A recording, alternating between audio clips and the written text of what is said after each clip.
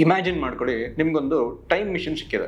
ನೀವು ಒಂದು 40 ವರ್ಷ ಹಿಂದೆ ಹೋಗಿ ನಿಮ್ಮ ತಂದೆಗೋ ಅಥವಾ ತಾತನಿಗೋ 40 ವರ್ಷ ಆದ್ಮೇಲೆ ಇಂಟರ್ನೆಟ್ ಅನ್ನೋದು ಸಿಕ್ಕಾಪಟ್ಟೆ ಇಂಪ್ರೂವ್ ಆಗಿರುತ್ತೆ, ತುಂಬಾ ಡಿಪೆಂಡೆನ್ಸಿ ಕ್ರಿಯೇಟ್ ಆಗಿರುತ್ತೆ, ಅದಕ್ಕೆ ಮೈಕ್ರೋಸಾಫ್ಟ್ ಅನ್ನೋ ಕಂಪ್ನಿಲಿ ಇನ್ವೆಸ್ಟ್ ಮಾಡಿ ಅಂತ ಕೇಳ್ಕೊತೀರ. ನಿಮ್ಗೇನ್ ಅನ್ಸುತ್ತೆ? ನಿಮ್ಮ ತಂದೆ ಅಥವಾ ತಾತ ಕನ್ಸರ್ವೇಟಿವ್ ಆಗಿರೋ ಆ ಲಾಜಿಕಲ್ ಬ್ರೈನ್ ಇದನ್ನೆಲ್ಲ ಅರ್ಥ ಮಾಡ್ಕೊಂಡು ಇನ್ವೆಸ್ಟ್ ಮಾಡ್ತಾರೆ ಅನ್ಕೊಂಡಿದ್ದೀರಾ? ಖಂಡಿತ ಇಲ್ಲ. ಇವೆಲ್ಲ ಬಿಸ್ನೆಸ್ ಅಂತ ಯೋಚನೆ ಮಾಡೋ ದಿಕ್ಕನ್ನೇ ಚೇಂಜ್ ಮಾಡಿರುವಂತ ರೆವಲ್ಯೂಷನರಿ ಐಡಿಯಾಸ್ಗಳು.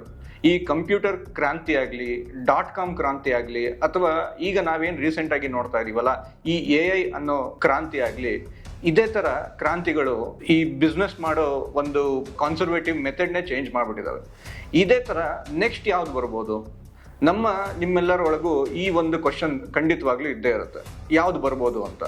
ಬನ್ನಿ, ಈ ವಿಡಿಯೋದಲ್ಲಿ ಸೈಲೆಂಟ್ ಆಗಿ ಲಾಸ್ಟ್ 30 ವರ್ಷದಿಂದನೂ ಸದ್ದು ಮಾಡ್ತಾ ಇರೋ ಆ ಒಂದು ಇಂಡಸ್ಟ್ರಿ ಬಗ್ಗೆ ಅಂಡ್ ಅದರ ನೆಕ್ಸ್ಟ್ ಪೊಟೆನ್ಷಿಯಲ್ ಯಾವ ತರ ಇದೆ, ಯಾವ ತರ ಗ್ರೋ ಆಗ್ಬೋದು ಅಂತ ಒಂದು ಡೀಪ್ ಆಗಿ ಸ್ಟಡಿ ಮಾಡಿರೋ ರಿಪೋರ್ಟ್ ನಿಮ್ಗೋಸ್ಕರ ತಂದಿಟ್ಟಿದ್ದೀವಿ. ಅಂಡ್ ತುಂಬಾ ಜನಕ್ಕೆ ಈ ಇಂಡಸ್ಟ್ರಿ ರಿಲೇಟಬಲ್ ಆಗಿಲ್ಲದೆ ಇರ್ಬೋದು, ಬಟ್ ಅರ್ಥ ಮಾಡ್ಕೊಳ್ಳೋದಕ್ಕೆ ಟ್ರೈ ಮಾಡಿ, ಯಾಕಂದ್ರೆ ಇಲ್ಲಿ ಖಂಡಿತ ವ್ಯಾಲ್ಯೂ ಇದೆ.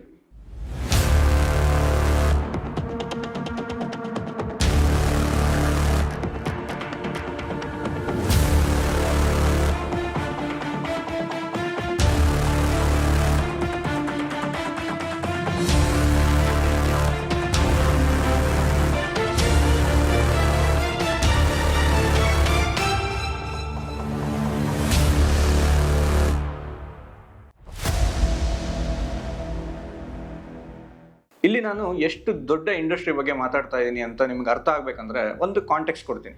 ಈ ಹಾಲಿವುಡ್ ಅಲ್ಲಿ ತಯಾರಾಗಿರೋ ಮೋಸ್ಟ್ ಎಕ್ಸ್ಪೆನ್ಸಿವ್ ಮೂವಿ ಅಂದ್ರೆ ಅವತಾರ್ ಅನ್ನೋ ಒಂದು ಮೂವಿ 2500 ಕೋಟಿ ದುಡ್ಡು ಮಾಡೋದಕ್ಕೆ 3 ವಾರ ತಗೊಳ್ತು. ಇದ್ರ ವಿರುದ್ಧ ಇಲ್ಲೊಂದು ಕಂಪನಿ ಇದೆ. ಆ ಕಂಪನಿ ತನ್ನ ಒಂದು ಪ್ರಾಡಕ್ಟ್ ನ ಲಾಂಚ್ ಮಾಡಿ ಆ ಪ್ರಾಡಕ್ಟ್ ಪರ್ಚೇಸ್ ಮಾಡೋದಕ್ಕೆ 1 hour ಪ್ರೀ ಬುಕ್ಕಿಂಗ್ ವಿಂಡೋನ ಓಪನ್ ಮಾಡ್ತು.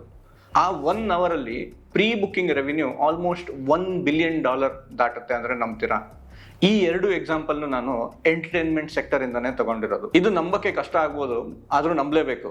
ಈ ಪ್ರಾಡಕ್ಟ್ ಯಾವುದು, ಆ ಕಂಪನಿ ಯಾವುದು, ಇದನ್ನೆಲ್ಲ ನಾನು ಮುಂದೆ ವಿಡಿಯೋದಲ್ಲಿ ಹೇಳ್ತೀನಿ. This content is for educational purposes only and not financial advice any stocks. Consult a professional and invest at your own risk. ನಮಸ್ಕಾರ ಎಲ್ಲರಿಗೂ, ವೆಲ್ಕಮ್ ಟು ವೆಲ್ತೋರಿಯಾ. ಈ ಚಾನಲಲ್ಲಿ ನಾವು ಇನ್ವೆಸ್ಟ್ಮೆಂಟ್ ಐಡಿಯಾಸ್ಗಳ ಬಗ್ಗೆ ಮಾತಾಡ್ತೀವಿ. ಸ್ಪೆಷಲಿ ನಮ್ಮ ದೇಶದಲ್ಲಿ ಯಾರು ಸೀರಿಯಸ್ ಆಗಿ ತಗೊಳ್ಳದೇ ಇರೋ ಅಂತ ಇನ್ವೆಸ್ಟ್ಮೆಂಟ್ ಆಪರ್ಚುನಿಟೀಸ್ಗಳ ಬಗ್ಗೆ ಡಿಸ್ಕಸ್ ಮಾಡ್ತೀವಿ. ಇಲ್ಲಿ ಬೇಸಿಕ್ ಇನ್ಫಾರ್ಮೇಷನ್ಸ್ಗಳನ್ನ ಎಕ್ಸ್ಪೆಕ್ಟ್ ಮಾಡ್ತಾ ಇದ್ರೆ ಇಲ್ಲಿ ಅದೇನು ಸಿಗೋದಿಲ್ಲ. ರೀಸೆಂಟ್ ಆಗಿ ನನಗೆ ಗೊತ್ತಿರೋ ಒಬ್ರು ಅಂಕಲ್ ಜೊತೆ ಮಾತಾಡುವಾಗ ಅವರಿಗೊಬ್ರು ಇನ್ವೆಸ್ಟರು ತುಂಬಾ ಮುಂಚೆನೆ ಇನ್ಫೋಸಿಸ್ ಶೇರ್ಗಳ ಬಗ್ಗೆ ಹೇಳಿದ್ರಂತೆ. ಅವ್ರು ಏನ್ ಹೇಳಿದ್ರು ಅಂದ್ರೆ, ಈ ಕಂಪ್ಯೂಟರ್ಸ್ಗಳು ಮನೆ ಮನೆಗೆ ಹೋಗ್ತವೆ, IT ಇಂಡಸ್ಟ್ರಿ ಎಕ್ಸ್ಪ್ಲೋರ್ ಮಾಡುತ್ತೆ, ಇನ್ವೆಸ್ಟ್ ಮಾಡಿ ಅಂತ ಹೇಳಿದ್ರು. ಆಗ ಈ ಅಂಕಲ್ ಏನಂತ ಹೇಳಿದ್ರು ಅಂದ್ರೆ, ಕಂಪ್ಯೂಟರ್ ಇದ್ರೇನು ಟೈಪ್ ರೈಟರ್ ತರ ಅದು ಒಂದು ಮಿಷಿನ್ ಅಲ್ವಾ, ರಿಚ್ ಪೀಪಲ್ಸ್ಗೆ ಒಂದು ಟಾಯ್ ಇದ್ದಂಗೆ ಅಂತ ಹೇಳಿ ಇನ್ವೆಸ್ಟ್ ಮಾಡಲಿಲ್ಲ. ಅದಾದ್ಮೇಲೆ ಇನ್ಫೋಸಿಸ್ ಬೂಮ್ ಆದ್ಮೇಲೆ ಎಷ್ಟು ರಿಗ್ರೆಟ್ಸ್ ಮಾಡ್ಕೊಂಡ್ರು ಅಂದ್ರೆ, ಇವಾಗ ಅದರದ್ದು ಶೇರ್ ಪ್ರೈಸ್ 1500 ಇದೆ. ಸೊ ಸ್ಪ್ಲಿಟ್ ಬೋನಸ್ ಎಲ್ಲಾನು ಲೆಕ್ಕ ಹಾಕೊಂಡ್ರೆ ಇದು ಲಕ್ಷಗಟ್ಟಲೆ ಆಗೋಗಿರ್ತಿತ್ತು. ಇಲ್ಲಿ ಆ ಅಂಕಲ್ ಮಾಡೋದ ತಪ್ಪೇನ್ ಗೊತ್ತಾ? ಟೆಕ್ನಾಲಜಿ ಅರ್ಥ ಆಗ್ಲಿಲ್ಲ ಅಂತ ಅಲ್ಲ, ಅವರು ಆ ಟೆಕ್ನಾಲಜಿಯನ್ನ ತಮ್ಮ ಜೀವನದಲ್ಲಿ ನೋಡಿಲ್ಲ, ಅದಕ್ಕೆ ಅದು ಬೇರೆ ವಿಷಯ ಅಂತ ಅವ್ರಿಗೆ ಅನ್ನಿಸ್ತು. ಮತ್ತೆ ಈ ವಿಡಿಯೋನ ನನ್ನ ಪ್ರೀವಿಯಸ್ ವಿಡಿಯೋ ಆದ ಸರ್ಕಲ್ ಆಫ್ ಕಾಂಪಿಟೆನ್ಸ್ಗೆ ಲಿಂಕ್ ಮಾಡಬೇಡಿ. ಯಾಕಂದ್ರೆ ನಾನಿಲ್ಲಿ ಹೇಳಿರೋದು ಇನ್ವೆಸ್ಟ್ ಮಾಡುವಾಗ ನೀವು ಹುಷಾರಾಗಿ ತಿಳ್ಕೊಂಡು ಇನ್ವೆಸ್ಟ್ ಮಾಡಿ ಅಂತ. ಯಾವುದಾದ್ರೂ ಒಂದು ಟ್ರೆಂಡಿಂಗ್ ಸೆಕ್ಟರ್ ಅನ್ನ ನಿಮ್ಮ ಸರ್ಕಲ್ ಒಳಗಡೆ ಎಳ್ಕೊಂಡು ಸ್ಟಡಿ ಮಾಡಬೇಡಿ ಅಂತ ಅಲ್ಲ. ಹೌದು, ನಾನಿಲ್ಲಿ ಮಾತಾಡ್ತಾ ಇರೋ ಇಂಡಸ್ಟ್ರಿ ಗೇಮಿಂಗ್ ಇಂಡಸ್ಟ್ರಿ. ನಮ್ಮ ಇಂಡಿಯಾದಲ್ಲಿ ಎಸ್ಪೆಷಲಿ ತುಂಬಾನೇ ಜನಕ್ಕೆ ಫೇವ್ರೇಟ್ ಇಲ್ಲದೆ ಇರುವಂತ ಒಂದು ಇಂಡಸ್ಟ್ರಿ ಇದು. ಮತ್ತೆ 1 ಗಂಟೆಯಲ್ಲಿ $1 ಬಿಲಿಯನ್ ಮಾಡಿದ ಕಂಪನಿ ಕೂಡ ಇದೇ ಇಂಡಸ್ಟ್ರಿನೇ ಬರೋದು. ಮೊದಲು ಈ ಇಂಡಸ್ಟ್ರಿ ಎಷ್ಟು ದೊಡ್ಡದಿದೆ ಅಂತ ನೋಡೋಣ, ಆಗ್ಲೇ ಆ ನಂಬರ್ಸ್ನ ನಿಜವಾದ ಶಾಕ್ ನಿಮಗೆ ಗೊತ್ತಾಗೋದು. ನಾನು ಮುಂಚೆನೆ ಹೇಳಿದ್ನಲ್ಲ, 30 ವರ್ಷದಿಂದ ಸೈಲೆಂಟ್ ಆಗಿ ಬೆಳೀತಾ ಇರೋ ಇಂಡಸ್ಟ್ರಿ ಅಂತ. ಈಗ ಆ 30 ವರ್ಷದ ಜರ್ನಿ ನೋಡೋಣ. ಯಾಕಂದ್ರೆ ಇಂಡಸ್ಟ್ರಿಯಲ್ಲಿ ಇನ್ವೆಸ್ಟ್ ಮಾಡ್ಬೇಕಂದ್ರೆ ಅದು ಹೇಗೆ ಬಂದಿದೆ ಅನ್ನೋ ಒಂದು ದಾರಿ ಗೊತ್ತಿರಬೇಕು. ಇದೆಲ್ಲ ಶುರುವಾಗೋದು 1970 ಪಾಂಗ್ ಅಂತ ಒಂದು ಸಿಂಪಲ್ ಆಗಿರೋ ಒಂದು ಗೇಮ್ ಬಂತು. ಸ್ಕ್ರೀನ್ ಮೇಲೆ 2 ಗೆರೆ, 1 ಬಾಲ್ ಅಷ್ಟೇ. ಆದರೆ ಜನ ಗಂಟೆಗಟ್ಟಲೆ ಕಾಯಿನ್ ಹಾಕಿ ಅದನ್ನ ಆಟ ಆಡ್ತಾ ಇದ್ರು. 1980s ನಿಂಟೆಂಡೋ ಬಂತು. ಮಾರಿಯೋ ಎಂಬ ಒಂದು ಕೆಂಪು ಟೋಪಿ ಪ್ಲಂಬರ್ ನೀವು ನೋಡಿರ್ತೀರ, ಎಲ್ಲರೂ ನೋಡಿರ್ತಾರೆ ಆಬ್ವಿಯಸ್ಲಿ. ಅವಾಗಲೇ ಗೇಮಿಂಗ್ ಒಂದು ಸೀರಿಯಸ್ ಬಿಸ್ನೆಸ್ ಆಗೋಗಿತ್ತು. ಇದಾದ್ಮೇಲೆ 1994 ಸೋನಿ ಪ್ಲೇ ಸ್ಟೇಷನ್ ಅಂತ ತಗೊಂಡ್ಬರುತ್ತೆ. ಅದಾದ್ಮೇಲೆ ಕಾಂಪಿಟೇಟಿವ್ ಆಗಿ ಮೈಕ್ರೋಸಾಫ್ಟ್ ಕೂಡ ಪ್ಲೇ ಸ್ಟೇಷನ್ ವರ್ಸಸ್ ಎಕ್ಸ್ಬಾಕ್ಸ್ ಅಂತ ಅಖಾಡಕ್ಕಿಳಿಸುತ್ತೆ. ಹೌದು, ಅದೇ ಮೈಕ್ರೋಸಾಫ್ಟ್. ನಾನು ಟೈಮ್ ಮಿಷನ್ ಎಕ್ಸಾಂಪಲ್ ಅಲ್ಲಿ ಮಾತಾಡಿದ ಕಂಪನಿ. ಇಂಟರ್ನೆಟ್ ಕ್ರಾಂತಿ ಏನಾಯ್ತಲ್ಲ, ಆ ಕ್ರಾಂತಿಯಿಂದ ಡೈರೆಕ್ಟ್ ಅಡ್ವಾಂಟೇಜ್ ತಗೊಂಡಿರುವಂತ ಒಂದು ಕಂಪನಿ. ಮುಂದಿನ ಕ್ರಾಂತಿ ಎಲ್ಲಿದೆ ಅಂತ ನೋಡಿ, ಇದು ಗೇಮಿಂಗಿಗೆ ಬಂತು. ಈ ಎರಡು ಜೈಂಟ್ಸ್ಗಳ ಯುದ್ಧನೇ ಕನ್ಸೋಲ್ ವಾರ್ಸ್ ಅಂತ ಕರೀತಾರೆ. ಎಕ್ಸಾಂಪಲ್ಗೆ ಕೋಕ್ ಮತ್ತೆ ಪೆಪ್ಸಿ ಯಾವ ಥರ ಕಾಂಪಿಟೇಷನ್ ಮಾಡ್ತು ಅಂತ ನಿಮಗೆಲ್ಲರಿಗೂ ಗೊತ್ತೇ ಇದೆ. ಆ್ಯಂಡ್ ಅವೆರಡರ ಕಾಂಪಿಟೇಷನ್ ಇಂದ ಆ ಇಂಡಸ್ಟ್ರಿ ಎಷ್ಟು ರ್ಯಾಪಿಡ್ ಆಗಿ ಬೆಳೀತು ಅಂತಲೂ ನಿಮಗೆ ಗೊತ್ತಿದೆ. ನಂಬರ್ಸ್ ನೋಡಿ, 1993 ಗೇಮಿಂಗ್ ಇಂಡಸ್ಟ್ರಿಯ ಟೋಟಲ್ ರೆವಿನ್ಯೂ ಬಂದು $19.8 ಬಿಲಿಯನ್ ಇತ್ತು. ನೆಕ್ಸ್ಟು 2007 ಒಂದು ಗೇಮ್ ಚೇಂಜಿಂಗ್ ಇವೆಂಟ್ ನಡೆಯುತ್ತೆ. ಏನು ಅಂದರೆ ಐಫೋನ್. 2007 ಐಫೋನ್ ಬಂತು. ಇದು ಗೇಮಿಂಗ್ಗೆ ಏನು ಮಾಡ್ತು ಗೊತ್ತಾ, ಪ್ರತಿಯೊಬ್ಬರ ಜಾಬಲ್ಲೂ ಒಂದು ಗೇಮಿಂಗ್ನ ಮೆಷಿನ್ ಇಡ್ತು. ಮೊದಲು ಗೇಮ್ ಆಡ್ಬೇಕಂದ್ರೆ 30,000 ಒಂದು ಕನ್ಸೋಲ್ ತಗೋಬೇಕಿತ್ತು. ಈಗ ನಿಮ್ಮ ಮನೆಯವರು ಕೂಡ ಲೂಡೋ ಕಿಂಗು, ಸಬ್ವೇ ಸರ್ಫರ್ಸು ಈ ಥರ ಮೊಬೈಲಲ್ಲೇ ಗೇಮ್ ಆಡ್ತಾ ಇರ್ತಾರೆ. ಇದಕ್ಕೆಲ್ಲ ಕಾರಣನೇ ಐಫೋನ್. ಈ ಗೇಮರ್ಸ್ಗಳ ಸಂಖ್ಯೆನ ಮಿಲಿಯನ್ಸಿಂದ ಬಿಲಿಯನ್ಸ್ಗೆ ತೊಗೊಂಡೋಗೋದಕ್ಕೆ ಐಫೋನ್ ಇಂಡೈರೆಕ್ಟ್ಲಿ ಕಾಂಟ್ರಿಬ್ಯೂಟ್ ಮಾಡಿತು. ಇದ್ರ ಜೊತೆಗೆ ಮುಂದೆ ಬರ್ತಾ ಇನ್ನೊಂದು ದೊಡ್ಡ ಇವೆಂಟ್ ನಡೀತು, ಪ್ಯಾಂಡಮಿಕ್. ಸೊ 2020 ಮತ್ತು 21 ಜನ ಮನೇಲಿ ಕೂತ್ಕೋಬೇಕಾಯ್ತು, ಮೂವಿ ಥಿಯೇಟರ್ಗಳೆಲ್ಲ ಬಂದಾಯಿತು. ಆದರೆ ಗೇಮಿಂಗ್ ಇಂಡಸ್ಟ್ರಿ ರೆಕಾರ್ಡ್ ಮಾಡ್ತು. ಇಂಡಸ್ಟ್ರಿ 4.5 ಲಕ್ಷ ಕೋಟಿ ಮೀರಿ ಹೋಯ್ತು ಆ ವರ್ಷ. ಇನ್ವೆಸ್ಟರ್ಸ್ಗೆ ಇದೊಂದು ಮುಖ್ಯ ಲೆಸನ್. ಗೇಮಿಂಗ್ ಒಂದು ರೆಸಿಷನ್ ರೆಸಿಸ್ಟೆಂಟ್ ಎಂಟರ್ಟೈನ್ಮೆಂಟ್ ಇಂಡಸ್ಟ್ರಿ. ಕಷ್ಟದ ಸಮಯದಲ್ಲೂ ಜನ ಇದನ್ನು ಬಿಡಲ್ಲ ಅಂತ ಗೊತ್ತಾಯಿತು. ಇವತ್ತಿನ ಪರಿಸ್ಥಿತಿ ನೋಡೋಣ ಬನ್ನಿ. ಲಾಸ್ಟ್ ನಾನು ಹೇಳಿದ್ನಲ್ಲ, $19.8 ಬಿಲಿಯನ್ ಇದೆ ಇಂಡಸ್ಟ್ರಿ ಅಂತ. 2025 ಅಷ್ಟೊತ್ತಿಗೆ ಇದು $188 ಬಿಲಿಯನ್ ಮೀರಿದೆ. 30 ವರ್ಷದಲ್ಲಿ ಆಲ್ಮೋಸ್ಟ್ 10 ಟೈಮ್ಸ್ಗಿಂತ ಜಾಸ್ತಿ ಗ್ರೋ ಆಗಿದೆ. ಈ $188 ಬಿಲಿಯನ್ ಎಷ್ಟು ದೊಡ್ಡ ಇಂಡಸ್ಟ್ರಿ ಅಂತ ನಿಮಗೊಂದು ಅಸಂಪ್ಷನ್ ಆಗಬೇಕು ಅಂದರೆ ನಿಮಗೊಂದು ಕಾಂಟೆಕ್ಸ್ಟ್ ಕೊಡ್ತೀನಿ. ಇಡೀ ಗ್ಲೋಬಲ್ ಫಿಲ್ಮ್ ಇಂಡಸ್ಟ್ರಿ ಏನಿದೆ ಅಲ್ಲ, ಬಾಲಿವುಡ್, ಹಾಲಿವುಡ್ ಎಲ್ಲ ಸೇರಿ ನಿಮಗೆ ವ್ಯಾಲ್ಯೂಯೇಷನ್ ಇಟ್ರೂ 40 ರಿಂದ 45 ಬಿಲಿಯನ್ ಬರುತ್ತೆ. ಬಟ್ ಈ ಗೇಮಿಂಗ್ ಇಂಡಸ್ಟ್ರಿ ಒಂದೇನೆ ಅದರ 4 ಟೈಮ್ಸ್ ದೊಡ್ಡದಿದೆ. ಇಲ್ಲಿ ನಿಮಗೆ ಇನ್ನೊಂದು ಎಕ್ಸಾಂಪಲ್ ಕೊಡ್ತೀನಿ ನಾನು. ಇದು ಅರ್ಥ ಆಗ್ಬೇಕಂದ್ರೆ ಇದು ಒಂದು ಕಾಂಟೆಕ್ಸ್ಟ್. ನಿಮಗೆ ಗೊತ್ತಿದೆ, ತುಂಬ ಫೇಮಸ್ ಇರೋ ಇನ್ನೊಂದು ಇಂಡಸ್ಟ್ರಿ ಅಂದರೆ ಮ್ಯೂಸಿಕ್ ಇಂಡಸ್ಟ್ರಿ. ಈ ಮ್ಯೂಸಿಕ್ ಇಂಡಸ್ಟ್ರಿ, ಪ್ರಪಂಚದಲ್ಲಿರೋ ಎಲ್ಲ ಮ್ಯೂಸಿಕ್ ಇಂಡಸ್ಟ್ರಿನೂ ಒಟ್ಟಿಗೆ ಹಾಕಿ ವ್ಯಾಲ್ಯೂಯೇಷನ್ ಮಾಡ್ತೀವಿ ಅಂದರೂ ಸುಮಾರು $30 ಬಿಲಿಯನ್ ಹತ್ತತ್ರ ಬರುತ್ತೆ. ಸೊ ಆ ಕಾಂಟೆಕ್ಸ್ಟಿಗೆ ನಾವು ಇದನ್ನು ಕಂಪೇರ್ ಮಾಡಿದ್ರೆ ಸುಮಾರು 6 ಟೈಮ್ಸ್ ಜಾಸ್ತಿ ಇದೆ ಗೇಮಿಂಗ್ ಇಂಡಸ್ಟ್ರಿಯ ವ್ಯಾಲ್ಯೂಯೇಷನ್. ಇದನ್ನು ಅರ್ಥ ಮಾಡ್ಕೊಳ್ಳೋದಕ್ಕೆ ನಿಮಗೆ ಇನ್ನೊಂದು ಎಕ್ಸಾಂಪಲ್ ಕೊಡ್ತೀನಿ. ಪ್ರಪಂಚದಲ್ಲಿ ಟೋಟಲ್ ಜನಸಂಖ್ಯೆ ಏನಿದೆ ಅಲ್ಲ, ಅದರಲ್ಲಿ 1/3 ಭಾಗ ಅಂದರೆ 3 ಬಿಲಿಯನ್ಗಿಂತ ಜಾಸ್ತಿ ಜನ ಗೇಮ್ ಆಡ್ತಾರೆ. ಸೊ ಒಂದು ಎಸ್ಟಿಮೇಷನ್ ಪ್ರಕಾರ 2030 ವೇಳೆಗೆ 505 ಬಿಲಿಯನ್ ಪ್ರೊಜೆಕ್ಷನ್ ಇದೆ ಈ ಇಂಡಸ್ಟ್ರಿಯಲ್ಲಿ, ಅಂದರೆ 42 ಲಕ್ಷ ಕೋಟಿ. ಕೋವಿಡ್ ನಂತರ ಇನ್ನೊಂದು ದೊಡ್ಡ ಇವೆಂಟ್ ನಡೆಯುತ್ತೆ. 2023 ಮೈಕ್ರೋಸಾಫ್ಟ್ ಆಕ್ಟಿವಿಷನ್ ಬ್ಲಿಝರ್ಡ್ ಅನ್ನೋ ಒಂದು ಕಂಪನಿನ $68.7 ಬಿಲಿಯನ್ ಕೊಟ್ಟು ಕೊಂಡ್ಕೊಳ್ಳುತ್ತೆ, ಅಂದರೆ 5.7 ಲಕ್ಷ ಕೋಟಿ. ಟೆಕ್ ಹಿಸ್ಟ್ರಿಯಲ್ಲಿ ಇದು ಒಂದು ಬಿಗ್ಗೆಸ್ಟ್ ಅಕ್ವಿಸಿಷನ್ ಅಂತ ಅಂತಾರೆ. ಪರ್ಸ್ಪೆಕ್ಟಿವ್ಗೆ ಒಂದು ಕಂಪ್ಯಾರಿಸನ್ ಹೇಳ್ತೀನಿ. ಡಿಸ್ನಿ ಮಾರ್ವಲ್ ಅನ್ನ ಕೊಂಡ್ಕೊಳ್ಳುತ್ತೆ, ಅವಾಗ ಅದು ಕೊಟ್ಟಿದ್ದು ಬರೀ $4 ಬಿಲಿಯನ್ ಮಾತ್ರ. ಆ್ಯಂಡ್ ಸ್ಟಾರ್ ವಾರ್ಸ್ನ ಕೂಡ ಡಿಸ್ನಿ ಕೊಂಡ್ಕೊಳ್ಳುತ್ತೆ, ಅವಾಗ ಅದಕ್ಕೆ ಪೇ ಮಾಡಿದ್ದು ಬರೀ $4 ಬಿಲಿಯನ್ ಮಾತ್ರ.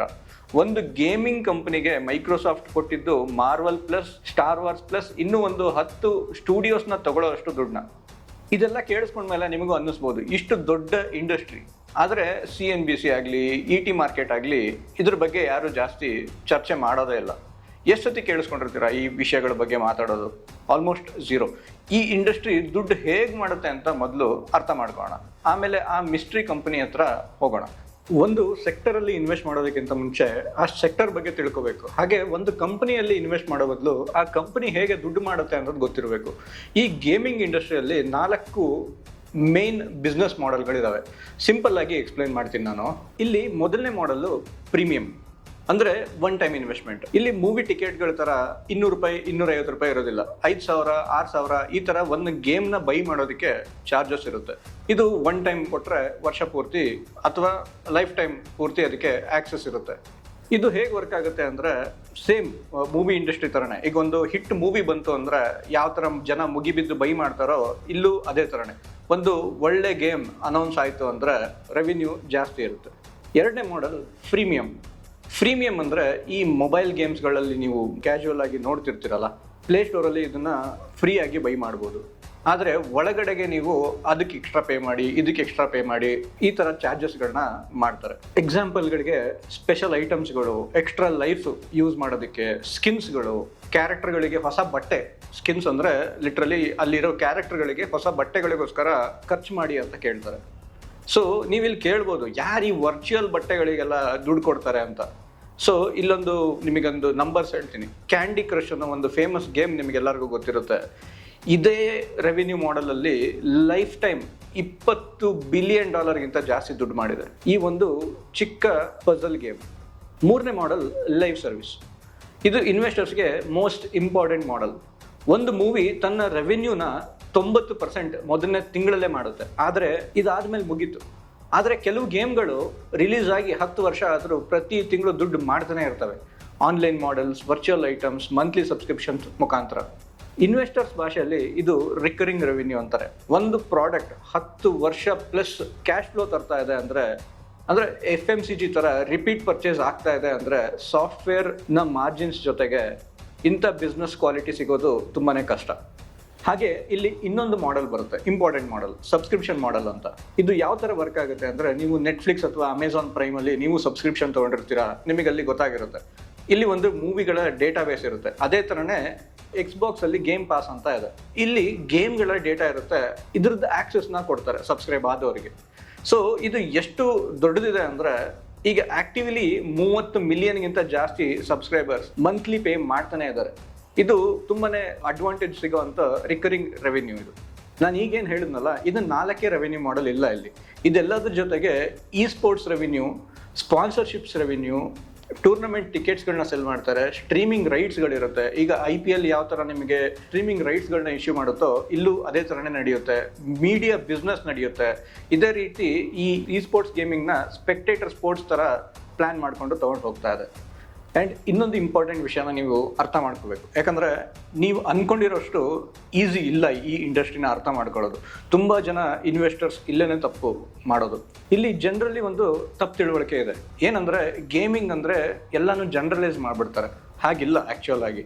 ಎಕ್ಸಾಂಪಲ್ಗೆ ನಿಮ್ಮ ಮನೇಲಿ ಯಾರೋ ಬಸ್ಸಲ್ಲಿ ಹೋಗ್ತಾ ಒಂದು ಕ್ಯಾಂಡಿ ಕ್ರಶೋ ಅಥವಾ ರಮ್ಮಿ ಸರ್ಕಲೋ ಈ ಥರ ಯಾವುದೋ ಗೇಮ್ ಆಡ್ತಾ ಇದ್ದಾರೆ ಅಂದರೆ, ಅಥವಾ ನಿಮ್ಮ ಮನೇಲಿ ಮಗನೋ ಅಥವಾ ರಿಲೇಟಿವಲ್ಲಿ ಯಾವುದೋ ಹುಡುಗ ರಾತ್ರಿ 12 ಗಂಟೆ 1 ಗಂಟೆ ತನಕ ಟೀಮ್ ಮಾಡಿಕೊಂಡು, ಅಂದರೆ ಫ್ರೆಂಡ್ಸ್ಗಳ ಜೊತೆ ಸೇರಿಕೊಂಡು ಒಂದು ಯಾವುದೋ ಕಾಂಪಿಟೇಟಿವ್ ಗೇಮ್ ಆಡ್ತಾ ಇದ್ದಾನೆ ಅಂದರೆ, ಇವೆರಡು ಒಂದೇ ಅಲ್ಲ.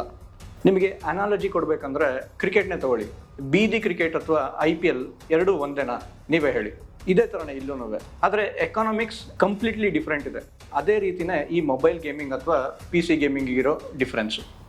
ಸೊ ಇಲ್ಲಿ ಅರ್ಥ ಮಾಡ್ಕೊಳ್ಳಿ, ಮೊಬೈಲ್ ಗೇಮಿಂಗ್ ಅಂದರೆ ಏನು. ಫೋನಲ್ಲಿ ಆಡ್ತಾ ಇರೋ ಕ್ಯಾಶುವಲ್ ಗೇಮ್ಸ್, BGMI ಅಂದರೆ PUBG ಅಂತ ಏನು ಹೇಳ್ತೀವಲ್ಲ ಅದು, free fire, candy ಕ್ರಶು, ludo king, ಈ ಥರದ್ದು ಗೇಮ್ಗಳೆಲ್ಲ ಮೊಬೈಲಲ್ಲಿ ಆಡ್ತಾರೆ. ಇದೆಲ್ಲ ಲೋ ಸ್ಕಿಲ್ ಫ್ಲೋರ್ ಇರುತ್ತೆ. ಅಂದರೆ ಯಾರು ಬೇಕಾದರೂ ಇದನ್ನು ಆಡ್ಬೋದು.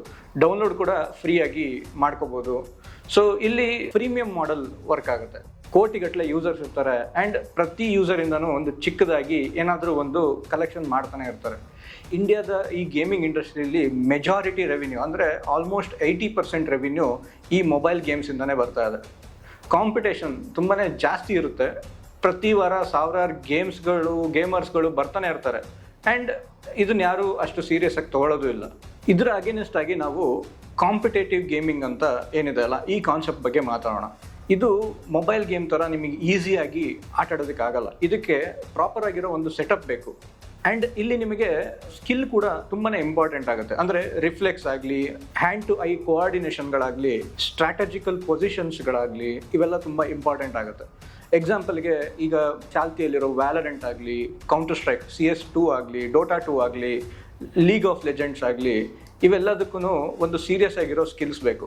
ಇದೇ ಈ ಇಂಡಸ್ಟ್ರಿಯಲ್ಲಿ ಹೀರೋ ಟಾಪಿಕ್ ಆಗಿರುತ್ತೆ. ಇದು ಎಷ್ಟು ಸೀರಿಯಸ್ ಇವೆಂಟ್ ಅಂದರೆ 2022 ಏಷ್ಯನ್ ಗೇಮ್ಸಲ್ಲಿ ಕೂಡ ಇದು ಒಂದು ಮೆಡಲ್ ಇವೆಂಟ್ ಆಗಿತ್ತು. ಕೆಲವೊಂದು ದೇಶಗಳಲ್ಲಿ ಆರ್ಮಿಯವ್ರನ್ನ ಟ್ರೈನ್ ಮಾಡೋದಕ್ಕೆ ಕೂಡ ಈ ಗೇಮರ್ಸ್ಗಳನ್ನ ಬಳಸ್ಕೊತೀರಾ ಅಂದರೆ ನೀವು ನಂಬ್ತೀರಾ? ಆ್ಯಂಡ್ ಬಿಸ್ನೆಸ್ ಪಾಯಿಂಟ್ ಆಫ್ ವ್ಯೂವಲ್ಲಿ ನಾವು ಯೋಚನೆ ಮಾಡ್ತೀವಿ ಅಂದರೆ 6,000ದಿಂದ 8,000 ತನಕ ದುಡ್ಡು ಕೊಟ್ಟು ನಾವು ಕೊಂಡ್ಕೊಳ್ಳೋ ಈ ಪ್ರೀಮಿಯಂ ಗೇಮ್ಗಳು ಹೈ ಆರ್ಪುನ ಜನರೇಟ್ ಮಾಡಿ ಕೊಡುತ್ತೆ. ಆ್ಯಂಡ್ ಲಾಯಲ್ ಆಡಿಯನ್ಸ್ಗಳು ಕೂಡ ಈ ಇಂಡಸ್ಟ್ರಿಗೆ ತುಂಬಾ ದೊಡ್ಡ ಕಾಂಟ್ರಿಬ್ಯೂಷನ್ ತಂದು ಕೊಡ್ತಾರೆ. ಆ್ಯಂಡ್ ಇಲ್ಲಿ ನೀವು ಇನ್ನೊಂದು ಇಂಪಾರ್ಟೆಂಟ್ ಇಂಡಸ್ಟ್ರಿನ ಅರ್ಥ ಮಾಡ್ಕೋಬೇಕು. ಇದು 3ನೇ ಕ್ಯಾಟಗರಿ. ಇದು ಗೇಮಿಂಗ್ ಅಲ್ವೇ ಅಲ್ಲ. ಇಂಡಿಯಾದಲ್ಲಿ ಇದೊಂದು ಕನ್ಫ್ಯೂಷನ್ ಇದೆ. Real money gaming, Dream11, rummy app, fantasy sports ಇವೆಲ್ಲ ಗೇಮಿಂಗ್ ಹೆಸರಲ್ಲಿ ಬರ್ತವೆ. ಆದರೆ ಇವು ದುಡ್ಡು ಹಚ್ಚಿ ಆಡೋ ಬೆಟ್ಟಿಂಗ್ ಅಡ್ಜಸೆಂಟ್ ಆ್ಯಪ್ಗಳು. 2023 ಗೌರ್ಮೆಂಟ್ ಇದ್ರ ಮೇಲೆ 28% GST ಹಾಕ್ತು. ಸೆಕ್ಟರ್ಗೆ ಒಂದು ದೊಡ್ಡ ಹೊಡೆತ ಬಿತ್ತು, ಬಟ್ ಒಳ್ಳೇದೇ ಆಯಿತು. ಆ್ಯಂಡ್ ರೀಸೆಂಟ್ಲಿ ಇದನ್ನು ಬ್ಯಾನೇ ಮಾಡಾಕ್ಬಿಟ್ಟಿದ್ದಾರೆ. ನಾನು ಹೇಳೋದೇನೆಂದರೆ, ಇನ್ವೆಸ್ಟರ್ ಆಗಿ ಈ ಮೂರನ್ನು ಬೇರೆ ಬೇರೆ ಇಡಿ. ಮೊಬೈಲ್ ಕ್ಯಾಶುವಲ್ ಗೇಮಿಂಗ್ ಇದೆ ಅಲ್ಲ, ಇದು ಮಾಸ್ ಮಾರ್ಕೆಟ್, ಕಡಿಮೆ ಮಾರ್ಜಿನ್, ಜಾಸ್ತಿ ಕಾಂಪಿಟೇಷನ್, ಇದೇ ಒಂದು category. And PC console premium gaming ಇದೆ ಅಲ್ಲ, ಇದೇ ಒಂದು ಕ್ಯಾಟಗರಿ. ಇಲ್ಲಿ ಎಕೋಸಿಸ್ಟಮ್ ತುಂಬ ಸ್ಟ್ರಾಂಗ್ ಇರುತ್ತೆ, ಬಲವಾದ ಫ್ರಾಂಚೈಸಿಗಳು ಸಪೋರ್ಟ್ ಮಾಡ್ತಾ ಇರುತ್ತೆ, ಆ್ಯಂಡ್ ರಿಕರಿಂಗ್ ರೆವಿನ್ಯೂ ತುಂಬಾ ಇರುತ್ತೆ. ಆ್ಯಂಡ್ ಇದು ಇಂಪಾರ್ಟೆಂಟ್ ಆಗಿ ಇದು ಕಾಂಪಿಟೇಟಿವ್ ಇಂಡಸ್ಟ್ರಿ ಆಗಿರುತ್ತೆ. ಇನ್ನೊಂದು ಕ್ಯಾಟಗರಿ ಈ ರಿಯಲ್ ಮನಿ ಗೇಮಿಂಗ್, ಇದನ್ನು ಕೂಡ ಈ ಇಂಡಸ್ಟ್ರಿಯಿಂದ ಸಪ್ರೇಟ್ ಆಗಿ ನೋಡೋದು ಒಳ್ಳೆಯದು. ಈಗ ನಾನು ವಿಡಿಯೋ ಶುರುವಲ್ಲಿ ಒಂದು ಕಂಪನಿ ಬಗ್ಗೆ ಹೇಳಿದೆ, 1 hour ಪ್ರೀ ಬುಕ್ಕಿಂಗಲ್ಲಿ $1 billion ದಾಟಿದ ಕಂಪನಿ ಅಂತ.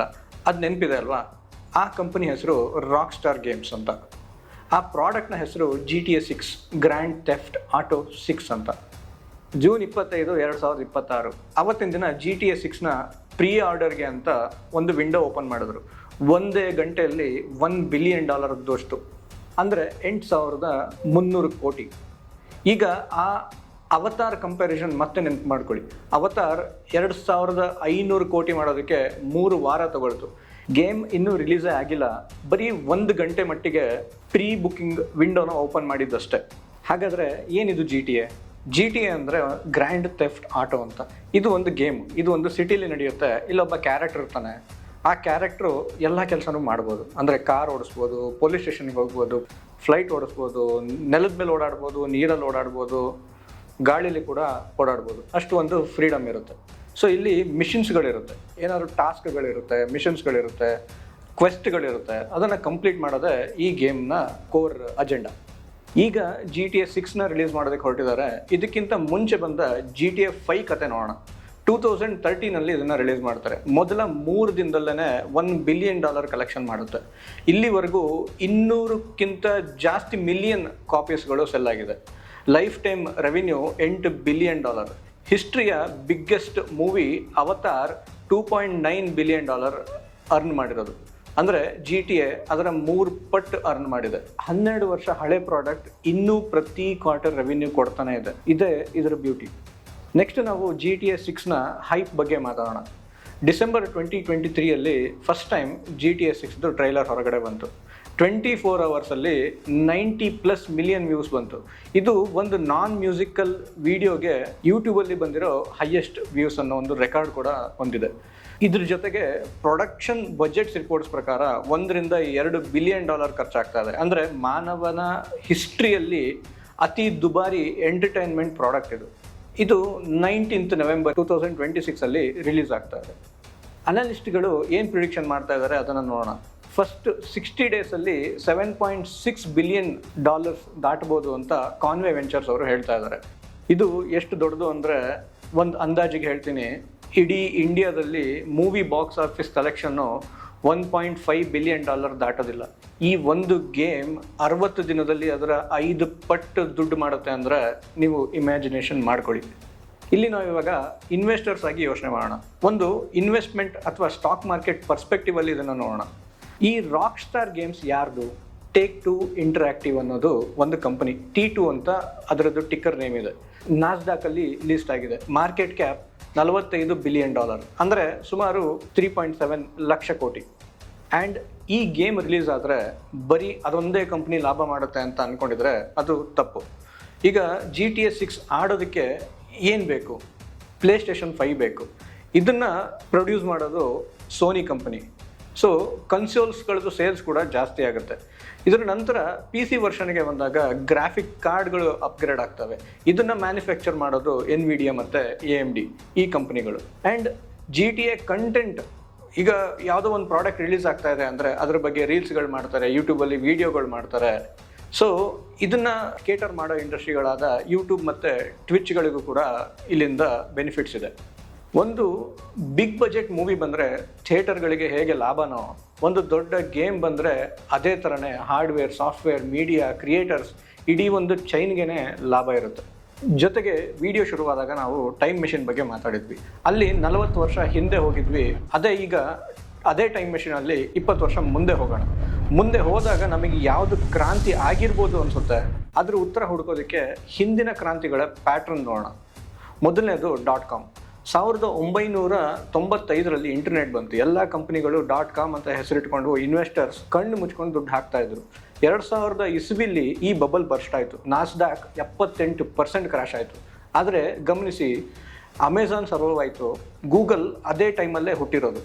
ಬಬಲ್ ಹೋಯಿತು, ಟೆಕ್ನಾಲಜಿ ಉಳಿತು, ಉಳಿದ ಕಂಪನೀಸ್ $1 ಟ್ರಿಲಿಯನ್ ಆದವು. ಇದಾದಮೇಲೆ ನೆಕ್ಸ್ಟ್ ಎರಡನೇ ವೇವ್, AI ವೇವ್. ಇದು 2022ರಲ್ಲಿ ಬಂತು. ChatGPT ಬಂತು. ಎನ್ವಿಡಿಯಾನ ಪ್ರಪಂಚದ ಮೋಸ್ಟ್ ವ್ಯಾಲ್ಯೂಯಬಲ್ ಕಂಪ್ನಿಗಳಲ್ಲಿ ಒಂದು ಮಾಡ್ತು. ಇದು ಬಬಲ್ಲ ಅಂತ ಇನ್ನೂ ಡಿಬೇಟ್ ನಡೀತಾ ಇದೆ. .com ಥರ ಅಲ್ಲ, ಇಲ್ಲಿ ರಿಯಲ್ ರೆವಿನ್ಯೂ ಇದೆ, ಆದರೆ ವ್ಯಾಲ್ಯೂಯೇಷನ್ ಸ್ವಲ್ಪ ಸ್ಟ್ರೆಚ್ಡ್ ಆಗಿದೆ ಅನ್ನೋದು ಕೂಡ ಅಷ್ಟೇ ನಿಜ. ಓಕೆ, ಇವೆರಡೂ ಸೆಕ್ಟರು ಪಾಸ್ಟಿಂದ ತಗೊಂಡ್ವಿ. ಫ್ಯೂಚರಲ್ಲಿ ಮುಂದೇನು, ಡೇಟಾ ಏನು ಹೇಳ್ತಾ ಇದೆ? ಮೊದಲನೇದಾಗಿ VR, ವರ್ಚುವಲ್ ರಿಯಾಲಿಟಿ ಅಂತ ಏನು ಕರಿತೀವಲ್ಲ, ಆ ಇಂಡಸ್ಟ್ರಿ.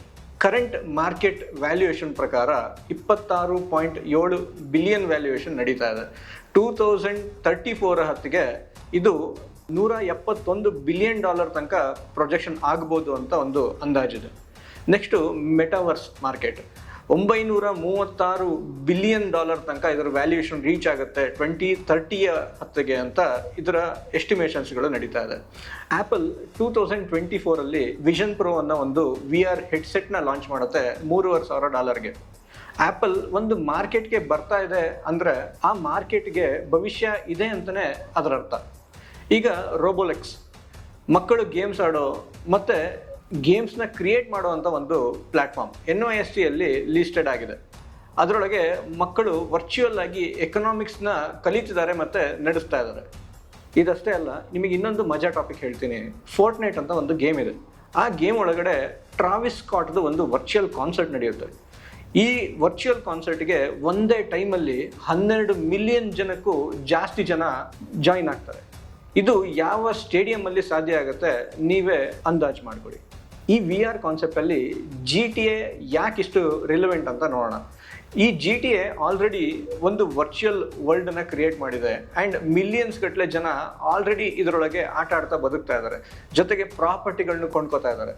GTA 6 ಇದನ್ನೇ ದೊಡ್ಡ ಸ್ಕೇಲಿಗೆ ತೊಗೊಂಡು ಹೋಗ್ತಾ ಇದೆ. ಈ ವರ್ಚುವಲ್ ವರ್ಲ್ಡ್ ಅನ್ನೋ ಕಾನ್ಸೆಪ್ಟು ಮುಂಚೆನೇ ಇತ್ತು. ಈ ಮೆಟಾವರ್ಸ್ ಅಂತ ಏನು ಸ್ಟಾರ್ಟ್ ಆಯ್ತಲ್ಲ, ಅಲ್ಲಿಂದನೇ ಇದು ಜಾರಿಯಲ್ಲಿತ್ತು. ಬಟ್ ಅಷ್ಟೊಂದು ಫೇಮಸ್ ಆಗಿರಲಿಲ್ಲ, ಅಷ್ಟೊಂದು ರಿಲೆವೆಂಟ್ ಆಗಿರಲಿಲ್ಲ. ಈ GTA 6 ಏನು ಬರ್ತಾ ಇದೆ ಅಲ್ಲ, ಅದನ್ನು ನೆಕ್ಸ್ಟ್ ಲೆವೆಲ್ಗೆ ತೊಗೊಂಡು ಹೋಗೋ ಪ್ರಯತ್ನ ಮಾಡ್ತಾ ಇದೆ. ಆದರೆ ಒಂದು ಹಾನೆಸ್ಟ್ ವಾರ್ನಿಂಗ್, ಈ ಮೆಟಾ VR ಮೇಲೆ ಕ್ಯುಮ್ಯುಲೇಟಿವ್ 60ಕ್ಕೂ ಹೆಚ್ಚು ಬಿಲಿಯನ್ ಖರ್ಚು ಮಾಡಿದೆ. ಬಟ್ ಆಗಲೇ ಹೇಳ್ದಂಗೆ ಇನ್ನೂ ಲಾಭ ಬಂದಿಲ್ಲ. 2025ಅಲ್ಲಿ VR ಹೆಡ್ಸೆಟ್ದು ಶಿಪ್ಮೆಂಟ್ಸ್ 42% ಡ್ರಾಪ್ ಆಗಿದೆ. ಕನ್ಸ್ಯೂಮರ್ ಅಡಾಪ್ಷನ್ ನಿಧಾನಕ್ಕೆ ಕಡಿಮೆ ಆಗ್ತಾ ಇದೆ. ಇದು ಬಬಲ್ ಆಗುತ್ತಾ ಅಥವಾ 1997 ಥರ ಸ್ವಲ್ಪ ಅರ್ಲಿಯಾಗಿ ರಿಯಾಕ್ಟ್ ಮಾಡ್ತಾ ಇದೆಯಾ ಗೊತ್ತಿಲ್ಲ. ಆದರೆ ನಾನು ಮುಂಚೆ ಕೇಳಿದ ಪ್ರಶ್ನೆ ನೆಕ್ಸ್ಟ್ ಯಾವುದು ಅನ್ನೋದಕ್ಕೆ ಇದು ಒಂದು ಬಲವಾದ ಕ್ಯಾಂಡಿಡೇಟ್ಸ್ಗಳಲ್ಲಿ ಒಂದು. ವರ್ಚುವಲ್ ವರ್ಲ್ಡ್ಸ್ ಮತ್ತು ಅದರ ಬಾಗಿಲು ಗೇಮಿಂಗ್. ಈಗ ನಮ್ಮ ದೇಶದ ಕತೆ ನೋಡೋಣ. 1999ರಲ್ಲಿ ಆ ಅಂಕಲ್, ನಾನು ಆಗಲೇ ಹೇಳಿದ್ನಲ್ಲ, ಆ ಅಂಕಲ್ ಮಿಸ್ ಮಾಡ್ಕೊಂಡಲ್ಲ ಇನ್ಫೋಸಿಸ್ ಅನ್ನೋ ಒಂದು ಆಪರ್ಚುನಿಟಿನ. ಇವತ್ತು ಇಡೀ ದೇಶ ಅದೇ ಹಂತದಲ್ಲಿ ನಿಂತಿದೆ, ಬಟ್ ಬೇರೆ ಇಂಡಸ್ಟ್ರಿಗಳ ಜೊತೆ. ಈಗಲೂ ಕೂಡ ನಮ್ಮ ದೇಶದಲ್ಲಿ ಈ ಗೇಮಿಂಗ್ ಇಂಡಸ್ಟ್ರಿನ ಜನ ತುಂಬಾ ಇಗ್ನೋರ್ ಮಾಡ್ತಾ ಇದ್ದಾರೆ. ಕಾಂಟ್ರಾಸ್ಟಿಗೆ ಹೇಳ್ತೀನಿ, ಇದೊಂದು ಸೀರಿಯಸ್ ಆಗಿ ಯೋಚನೆ ಮಾಡುವಂಥ ವಿಚಾರ. 2024ಅಲ್ಲಿ ಇಂಡಿಯಾದಲ್ಲಿ 488 ಮಿಲಿಯನ್ ಗೇಮರ್ಸು ರೆಕಾರ್ಡ್ ಆಗಿದ್ದಾರೆ. ಇದು ಎಷ್ಟು ದೊಡ್ಡದು ಅಂದರೆ US ಇಡೀ ಪಾಪ್ಯುಲೇಷನ್ಗಿಂತ 1.5 ಟೈಮ್ಸ್ ಜಾಸ್ತಿ ಗೇಮರ್ಸ್ ನಮ್ಮಲ್ಲಿದ್ದಾರೆ. ಬಟ್ ಈ ಎಲ್ಲ ಗೇಮರ್ಸ್ ಏನು ಮಾಡ್ತಾ ಇದ್ದಾರೆ ಅಂದ್ಕೊಂಡಿದ್ದೀರಾ? ಈ ಗೇಮಿಂಗ್ ಇಂಡಸ್ಟ್ರಿನ ಕಾಂಪಿಟೇಟಿವ್ ಆಗಿ ತಗೊಳ್ದೇನೆ ಈ ಮೊಬೈಲ್ ಗೇಮಲ್ಲಿ ತುಂಬಾ ಟೈಮ್ ವೇಸ್ಟ್ ಮಾಡ್ತಾ ಇದ್ದಾರೆ. ಹಾಗಾದರೆ ಈ ಗೇಮಿಂಗ್ ಇಂಡಸ್ಟ್ರಿನ ಕಾಂಪಿಟೇಟಿವ್ ಆಗಿ ತಗೊಳ್ಳೋದು ಅಂದರೆ ಏನರ್ಥ? ನಿಮಗೆ ಇಲ್ಲೊಂದು ಕ್ವಶನ್ ಕೇಳ್ತೀನಿ. ಈಗ ನಿಮ್ಮ ಮಗ ಬಂದು, ಅಪ್ಪ ನಾನು IPL ಅಲ್ಲಿ ಕೆರಿಯರ್ ಮಾಡ್ತೀನಿ, ಕ್ರಿಕೆಟಲ್ಲಿ ಕೆರಿಯರ್ ಮಾಡ್ತೀನಿ ಅಂದರೆ ನೀವೇನಾದರೂ ಅವನಿಗೆ ಬೇಡ ಅಂತ ಹೇಳ್ತೀರಾ? ಒಂದು 15 ವರ್ಷ 20 ವರ್ಷ ಹಿಂದೆ ಆಗಿದ್ರೆ ಇದಕ್ಕೆ ನೀವು ಬೇಡ ಅಂತ ಹೇಳ್ತಿದ್ರೇನೋ. ಬಟ್ ಈಗ IPL ಅಲ್ಲಿ ಜನ ಎಷ್ಟು ದುಡ್ಡು ಮಾಡ್ತಾ ಇದ್ದಾರೆ ಅಂದರೆ ಗ್ರೌಂಡ್ ಲೆವೆಲಿಂದ ಬಂದು ಏನು ಮಾಡ್ತಾ ಇದ್ದಾರೆ ಅಂದರೆ, ಸಾಧಾರಣ ಯಾವುದೋ ಊರಿಂದ ಬಂದು ಈ ರಿಂಕು ಸಿಂಗ್ ಆಗಲಿ, ವೈಭವ್ ಸೂರ್ಯವಂಶಿ ಆಗಲಿ, ಯಶಸ್ವಿ ಜೈಸ್ವಾಲ್ ಆಗಲಿ, ಇವರೆಲ್ಲ ಎಷ್ಟು ಹೆಸರು ಮಾಡಿದ್ದಾರೆ, ಎಷ್ಟು ದುಡ್ಡು ಮಾಡಿದ್ದಾರೆ, ಇದೆಲ್ಲ ನೋಡಿದ ಮೇಲೆ ನೀವು ಬೇಡ ಅಂತ ಹೇಳ್ತೀರಾ? ಸೊ ಇಲ್ಲಿ ಇನ್ನೊಂದು ಕಂಪ್ಯಾರಿಸನ್ ಮಾಡ್ಕೋಣ. ಏನಂದರೆ ಈ IT ಇಂಡಸ್ಟ್ರಿ ತುಂಬಾ ಫೇಮಸ್. ನಮ್ಮ ಇಂಡಿಯಾದಲ್ಲಿ ಈ IT ಇಂಡಸ್ಟ್ರಿ ಏನಿದೆ ಅಲ್ಲ, ಅದು ತುಂಬಾ ಫೇಮಸ್ಸು. ಇದಕ್ಕೆ ಕಾಂಟ್ರಾರಿ ಆಗಿ ಗೇಮರ್ಸ್ಗಳು ಯಾವ ಥರ ದುಡ್ಡು ಮಾಡ್ತಾರೆ ಅನ್ನೋದನ್ನು ನಿಮಗೆ ಎಕ್ಸ್ಪ್ಲೇನ್ ಮಾಡಿದ್ರೆ ತುಂಬಾ ಶಾಕ್ ಆಗುತ್ತೆ. ಇಲ್ಲಿ ಒಂದು ಎಕ್ಸಾಂಪಲ್ ತಗೋತೀನಿ. ಸುಮೇಲ್ ಅಂತ ಒಬ್ಬ ಪಾಕಿಸ್ತಾನದ ಹುಡುಗ ಇದ್ದ. ಅವನು ಗೇಮಿಂಗ್ ಇಂಡಸ್ಟ್ರಿಯಲ್ಲಿ ಕಾಲಿಟ್ಟಾಗ ಅವನಿಗೆ ಬರೀ 15 ವರ್ಷ. ಸೊ ಒಂದು ಕಾಂಪಿಟೇಟಿವ್ ಟೂರ್ನಮೆಂಟ್ನ ಗೆಲ್ತಾನೆ ಆ್ಯಂಡ್ ಗಿನ್ನಿಸ್ ವರ್ಲ್ಡ್ ರೆಕಾರ್ಡಲ್ಲಿ ಅವನ ಹೆಸರು ಬರುತ್ತೆ. ಏನಂತ ಅಂದರೆ ಅತಿ ಚಿಕ್ಕ ವಯಸ್ಸಲ್ಲಿ $1 ಮಿಲಿಯನ್ ದುಡ್ದಿರೋ ಅಂಥ ಗೇಮರ್ ಅಂತ. ಆ್ಯಂಡ್ ಅವನ ಕರಿಯರ್ನ ಟೋಟಲ್ ಅರ್ನಿಂಗ್ಸ್ ಏನಿದೆ ಅಲ್ಲ, ಅದು $4.17 ಮಿಲಿಯನ್ ಇವತ್ತಿನ ರೇಟಿಗೆ. ಸೊ ಇನ್ ದಿಸ್ ಕಂಪ್ಯಾರಿಸನ್, ಇವತ್ತಿನ ಡೇಟಿಗೆ ನಾವು ಯಾವುದೇ ಒಬ್ಬ IT ಫ್ರೆಷರ್ನ ಸ್ಯಾಲ್ರಿಗೆ ಕಂಪೇರ್ ಮಾಡಿದ್ರೆ, ಈಗ ತಾನೇ ಅಕಾಡೆಮಿಕ್ಸ್ ಮುಗಿಸಿರೋ ಒಬ್ಬ IT ಎಂಪ್ಲಾಯಿ ಒಂದು ಇಂಟರ್ವ್ಯೂ ಕೊಡ್ತಾನೆ, ಒಂದು ಕಂಪ್ನಿಗೆ ಜಾಯಿನ್ ಆಗ್ತಾನೆ ಅಂದರೆ ಅವರಿಗೆ ಇರೋ ಫ್ರೆಷರ್ಸ್ಗೆ ಇರೋ ಪ್ಯಾಕೇಜ್ ಎಲ್ಲಿಂದ ಶುರುವಾಗುತ್ತೆ ಅಂದ್ಕೊಂಡಿದ್ದೀರಾ?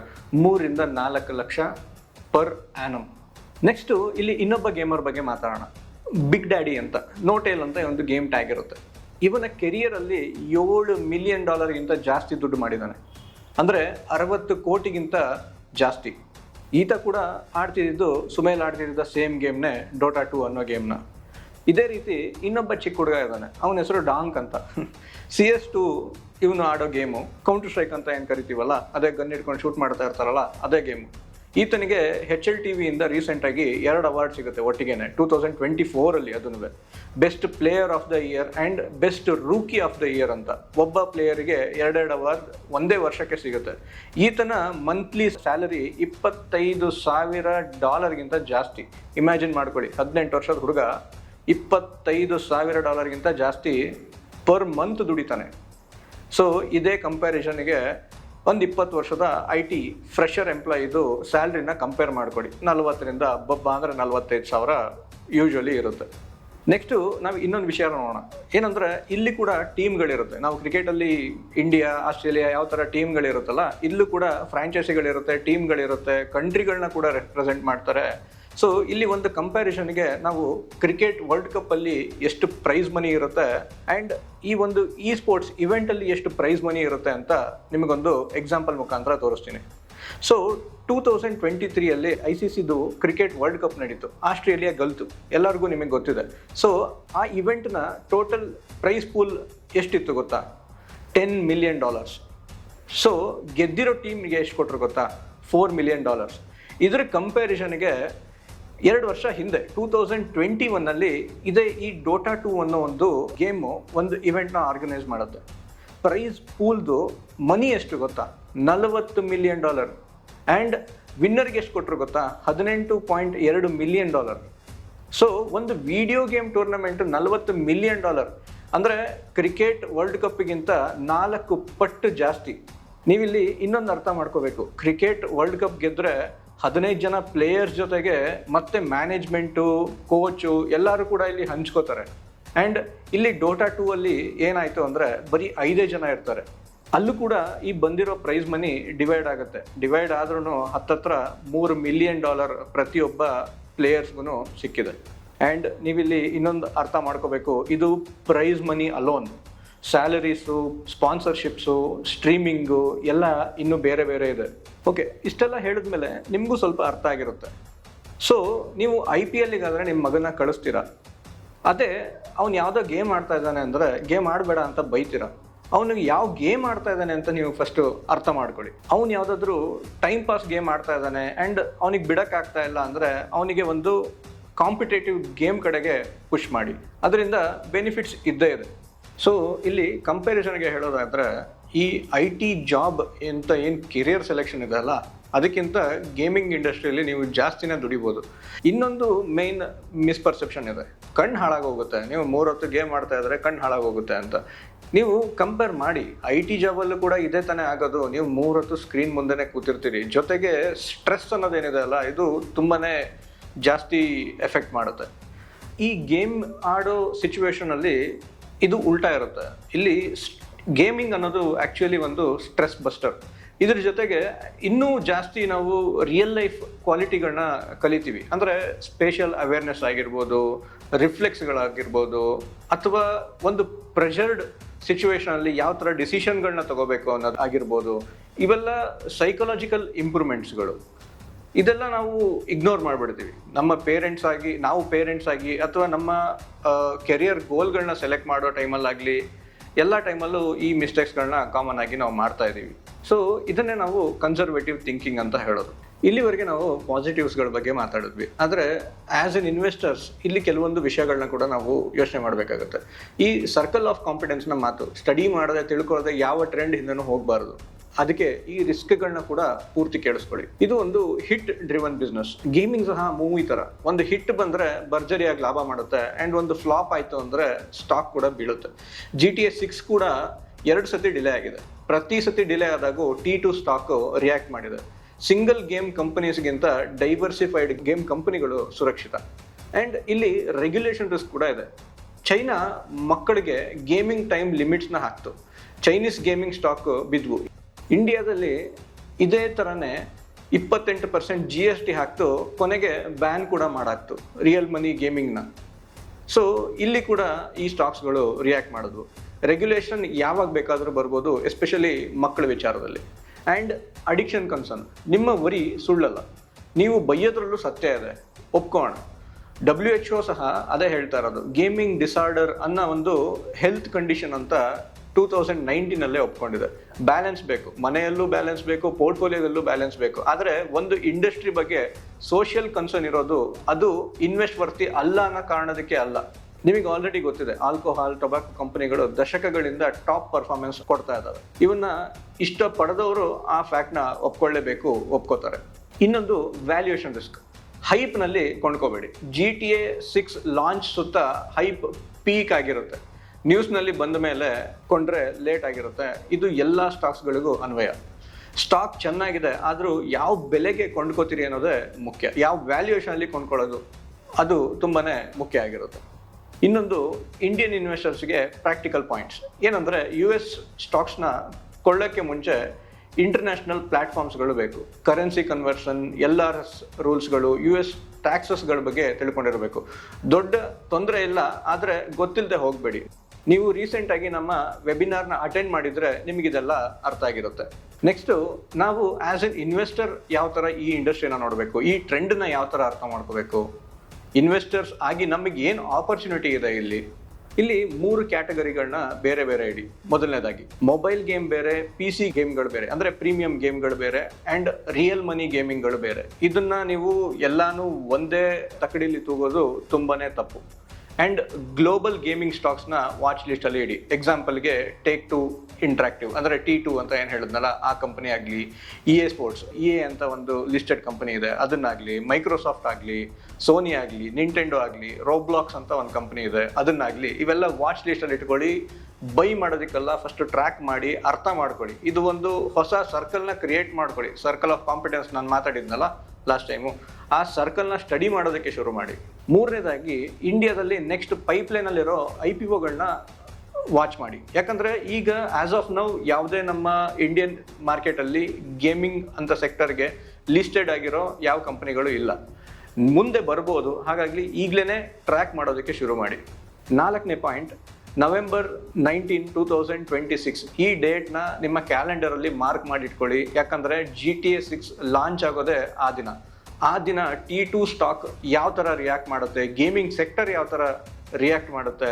ಸೊ ಇದನ್ನೆಲ್ಲ ನೀವು ಸ್ಟಡಿ ಮಾಡಿದ್ರೆ ನಿಮಗೊಂದು ತುಂಬಾ ವ್ಯಾಲ್ಯೂ ಅಡಿಷನ್ ಆಗುತ್ತೆ, ನಿಮ್ಮ ಲೈಫಲ್ಲಿ ಒಂದು ವ್ಯಾಲ್ಯೂ ಅಡಿಷನ್ ಆಗುತ್ತೆ. ಹೊಸ ಇಂಡಸ್ಟ್ರಿನ ಹೇಗೆ ಸ್ಟಡಿ ಮಾಡ್ಬೋದು, ಹೇಗೆ ಅದನ್ನು ಅರ್ಥ ಮಾಡ್ಕೋಬೋದು ಅಂತ. 5ನೇದಾಗಿ VR ಮತ್ತು ಮೆಟಾವರ್ಸ್. ಈ ಸೆಗ್ಮೆಂಟ್ ಕೂಡ ಸ್ವಲ್ಪ ನೀವು ಕ್ಲೋಸ್ಲಿ ಮಾನಿಟರ್ ಮಾಡಿದ್ರೆ ಒಳ್ಳೆಯದು. ಯಾಕಂದರೆ ಫ್ಯೂಚರಲ್ಲಿ ಈ ವಿಂಡ್ ಯಾವ ಥರ ಡೈರೆಕ್ಷನ್ ತಗೊಳುತ್ತೆ ಅನ್ನೋದು ನಾವು ಮುಂಚೆನೇ ಪ್ರಿಡಿಕ್ಟ್ ಮಾಡ್ತಾ ಇದ್ದೀವಿ. ಪ್ರಿಡಿಕ್ಷನ್ ನಿಜಾನೂ ಆಗ್ಬೋದು, ತಪ್ಪು ಆಗ್ಬೋದು. ಸೊ ನಮ್ಮ ಕೈಯಲ್ಲಿಲ್ಲ, ನಾವು ಪ್ರಿಡಿಕ್ಟ್ ಮಾಡ್ತಾ ಇದ್ದೀವಿ ಅಷ್ಟೇ. And allocation discipline. ಸೊ ಹೊಸ ಥೀಮ್ ಬಂತು, ಎಕ್ಸೈಟ್ಮೆಂಟಲ್ಲಿ ತಗೊಂಡೋಗಿ ಎಲ್ಲ ಅಲ್ಲಿ ಇನ್ವೆಸ್ಟ್ ಮಾಡಿದ್ರೆ ಅದು ತಪ್ಪಾಗುತ್ತೆ. ಒಂದು ಸಣ್ಣ ಸ್ಯಾಟಲೈಟ್ ಪೋರ್ಷನ್ನ ನೀವು ಇನ್ವೆಸ್ಟ್ ಮಾಡಿ, ಕೋರ್ ಪೋರ್ಟ್ಫೋಲಿಯೋನ ನೀವು ನಿಮಗೆ ಏನು ಕ್ಲಾರಿಟಿ ಇದೆ ಅಲ್ಲೇ ಇಟ್ಕೊಳ್ಳಿ. 7ನೇದು ಸರ್ಕಲ್ ಎಕ್ಸ್ಪೆಂಡ್ ಮಾಡೋ ಸರಿಯಾದ ದಾರಿ. ನಾನು ಬಿಗಿನಿಂಗಲ್ಲೇ ಹೇಳಿದಾಗೆ ಸರ್ಕಲ್ ಆಫ್ ಕಾನ್ಫಿಡೆನ್ಸ್ನ ಮಾತು ನೆನಪಿರಲಿ. ಈ ವಿಡಿಯೋದ ಉದ್ದೇಶನೇ ಅದು, ಗೇಮಿಂಗನ್ನು ನಿಮ್ಮ ಸರ್ಕಲ್ ಒಳಗೆ ತರೋ ಮೊದಲ ಹೆಜ್ಜೆ ಇದು. ಸ್ಟಡಿ ಮಾಡಿ ಬ್ಲೈಂಡಾಗಿ ಬೈ ಮಾಡೋದಲ್ಲ. ಇವತ್ತು ಕಲ್ತಿದ್ದು ಮುಂದೆ ಅಬ್ಸರ್ವ್ ಮಾಡಿ, ಅರ್ಥ ಆದಮೇಲೆ ಮಾತ್ರ ಇನ್ವೆಸ್ಟ್ ಮಾಡಿ. ಆ್ಯಂಡ್ ವಿಡಿಯೋ ಶುರುವಲ್ಲಿ ಕೇಳಿದ್ದೆ, ಟೈಮ್ ಮಿಷಿನಲ್ಲಿ 40 ವರ್ಷ ಹಿಂದೆ ಹೋಗಿ ನಿಮ್ಮ ತಂದೆಗೆ ಮೈಕ್ರೋಸಾಫ್ಟ್ ಬಗ್ಗೆ ಹೇಳಿದರೆ ಅವರು ನಂಬ್ತಿದ್ರಾ ಅಂತ. ಇಲ್ಲ ಅಂದ್ವಿ. ಈಗ 1 ನಿಮಿಷ ಯೋಚನೆ ಮಾಡಿ, ಇವತ್ತು ನೀವೇ ಆ ಸ್ಥಾನದಲ್ಲಿ ಇದ್ದೀರಾ. 20 ವರ್ಷ ಆದಮೇಲೆ ನಿಮ್ಮ ಮೊಮ್ಮಗ ಬಂದು ಕೇಳಿದ್ರೆ, ತಾತ 2026ರಲ್ಲಿ GTA 6 ಬಂದಾಗ ಗೇಮಿಂಗ್ ಇಂಡಸ್ಟ್ರಿ $188 ಬಿಲಿಯನ್ ಇದ್ದಾಗ ನೀವೇನು ಮಾಡ್ತಿದ್ರಿ ಅಂತ. ನಿಮ್ಮ ಉತ್ತರ ಏನಿರುತ್ತೆ? ಟೈಮ್ ವೇಸ್ಟ್ ಅಂದ್ಕೊಂಡೆ ಅಂತನಾ, ಅಥವಾ ನಾನು ಸ್ಟಡಿ ಮಾಡಿದ್ದೆ, ಪ್ರಿಪೇರ್ಡ್ ಇದ್ದೆ ಅಂತನಾ? ಈ ಆಯ್ಕೆ ಇವತ್ತು ನಿಮ್ಮ ಕೈಯಲ್ಲಿದೆ. ಟೈಮ್ ಮಿಷಿನ್ ಬೇಕಾಗಿಲ್ಲ, ಬೇಕಿರೋದು ಕೇವಲ ಓಪನ್ ಮೈಂಡ್. ಒಂದು ಸಣ್ಣ ಹೋಮ್ವರ್ಕ್, ನಿಮ್ಮ ಮನೆಯಲ್ಲಿ ಮಕ್ಕಳು ಗೇಮ್ ಆಡ್ತಿದ್ರೆ ಅವ್ರ ಜೊತೆ ಕುತ್ಕೊಂಡು ಈ ಗೇಮ್ ಯಾವ ಕಂಪ್ನಿದು, ಸ್ಟಾಕ್ ಮಾರ್ಕೆಟಲ್ಲಿ ಇದೆಯಾ, ಇದೆಲ್ಲ ಒಂದು ಸ್ವಲ್ಪ ಓಪನ್ ಮೈಂಡೆಡ್ ಆಗಿ ಡಿಸ್ಕಸ್ ಮಾಡೋದನ್ನು ಅಭ್ಯಾಸ ಮಾಡ್ಕೊಳ್ಳಿ. ವಿಡಿಯೋ ಹೆಲ್ಪ್ಫುಲ್ ಆಯಿತು ಅಂದರೆ ಲೈಕ್ ಮಾಡಿ, ಸಬ್ಸ್ಕ್ರೈಬ್ ಮಾಡಿ, ಕಮೆಂಟಲ್ಲಿ ಹೇಳಿ November 19th GTA ಲಾಂಚ್ ಆದಾಗ ಅದರ ಮೇಲೆ ಫಾಲೋ ಅಪ್ ವಿಡಿಯೋ ಬೇಕಾ, ಅಥವಾ ಮುಂದಿನ ವಿಡಿಯೋದಲ್ಲಿ ಯಾವ ಟಾಪಿಕ್ ಕವರ್ ಮಾಡೋಣ ಅಂತ.